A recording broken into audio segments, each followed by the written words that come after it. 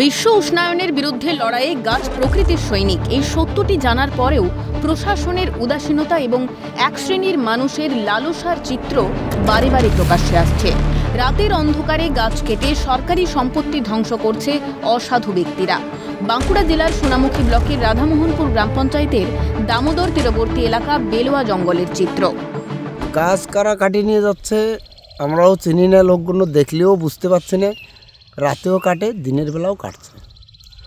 আচ্ছা, এই দিনের কাটাটা নিয়ে আমাদেরও খারাপ লাগে। একটা গাছ দেশের একটা সম্পদ, তাই এইভাবে জানতো গাছগুলো কাটিয়ে নিয়ে চলে যাচ্ছে, ভালো লাগে না। এই জন্য সেরকম প্রশাসনিক কোনো নজরদারি নাই, থাকলে কি আর এইভাবে গাছগুলো কাটতো?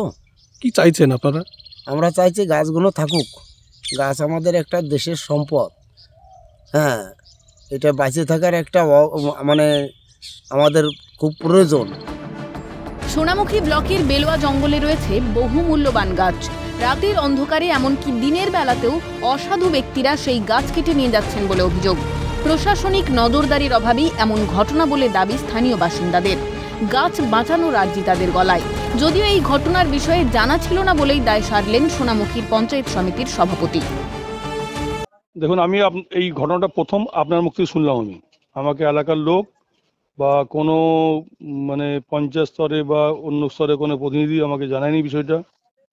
এবং অবশ্যই আপনি একজন দায়িত্বশীল মানুষ, জিনিসটা ফরেস্টের রেঞ্জার সাহেবের গোচরে আনুন। আমিও ওনার নজরে আনছি এবং যাতে এই নির্বিচারে গাছ কাটানো হয় তার জন্য উদ্যোগী হচ্ছি।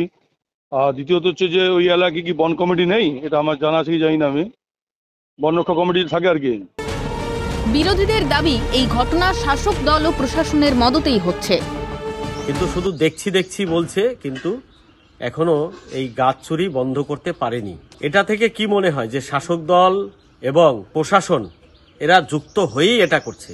শাসক দলও এটা বন্ধ করার জন্য কোনো পদক্ষেপ নিচ্ছে না। একের পর এক গাছ চুরি হয়ে যাচ্ছে, গাছ কেটে নিয়ে চলে যাচ্ছে।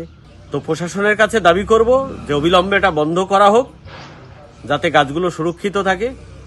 কে বা কারা চুরি করছে তাদের ধরে কঠিন থেকে কঠিনতম শাস্তির ব্যবস্থা করা। সোনামুখী রেঞ্জ অফিসার জানালেন ওই জায়গা ডিভিসির অন্তর্গত।